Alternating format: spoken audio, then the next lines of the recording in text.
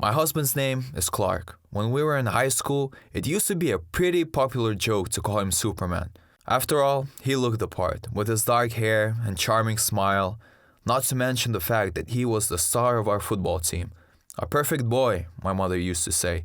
A perfect man, she now whispers to me whenever we visited her. But as some of you may know, when a relationship progresses, you start to look past the general, superficial traits that attracted you to a person, and you start to learn about all the other little things that make them who they are.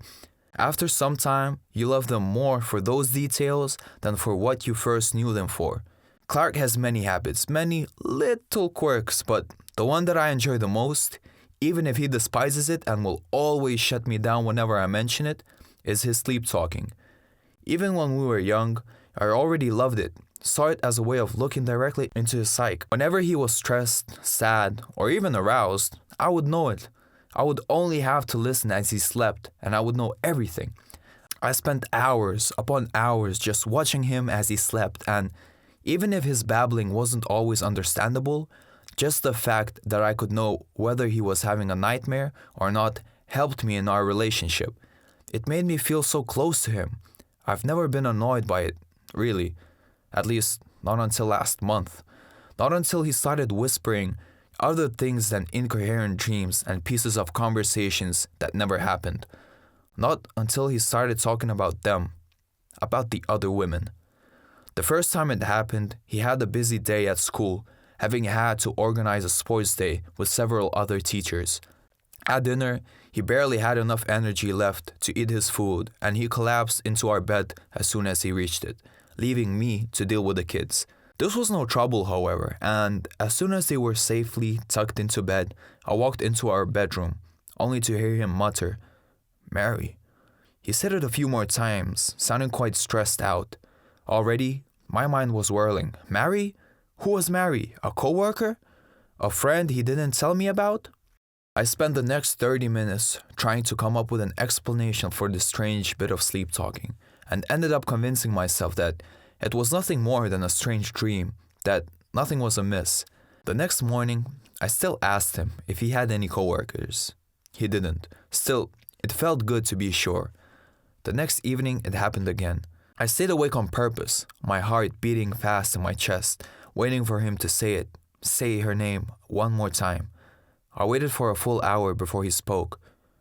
"Janet," he whispered, and I felt my heart drop. One name was fine, but two? Two names of women I didn't know, I had never heard of? I was starting to get suspicious, and from now on, I would stop myself from falling asleep before him, listening with a heavy heart as he listed more names. Mary, Janet, Claire, Alex. When they were apart, those names seemed inoffensive enough, but when I finally put them together, a sense of dread immediately fell upon me. It couldn't be. No, this was just a coincidence. But still, I couldn't help but wonder, couldn't help but think that one Saturday, when he left for his usual morning run, I took his phone. It was easy to get in. His password had always been the same, our first daughter's birthday. Once it was unlocked, I didn't waste any time and quickly went through his messages, noting that he seemed to have a particularly active correspondence with Sarah, the Spanish teacher at his school, which made me frown. Beyond that, there was no mentions of any other women.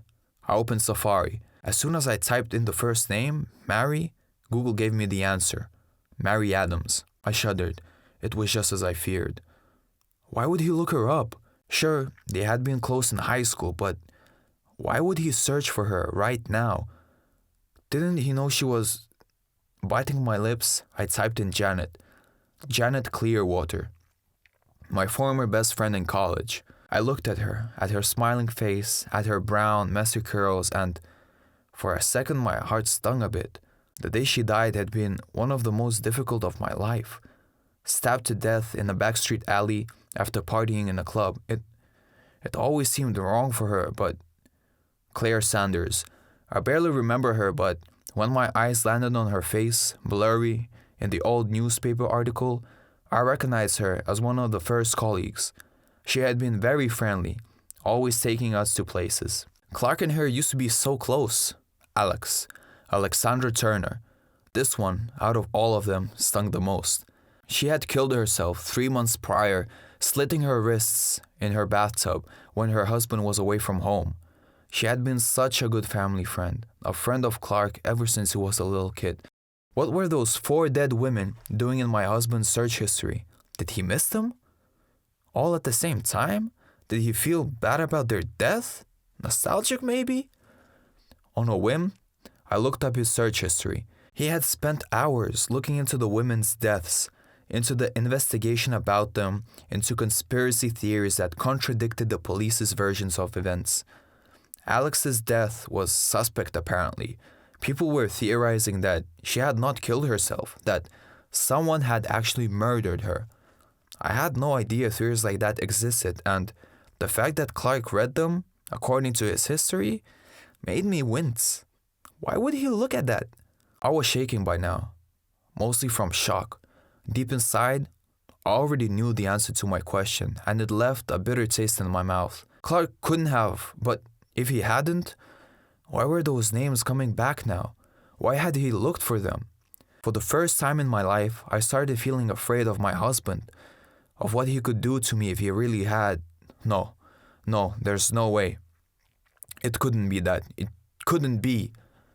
I had to focus, let it go. Clark was just feeling nostalgic about his old friends, trying to revive his memories.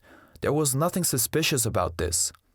With a shaky smile, I put the phone back on the kitchen table and went to get a glass of water.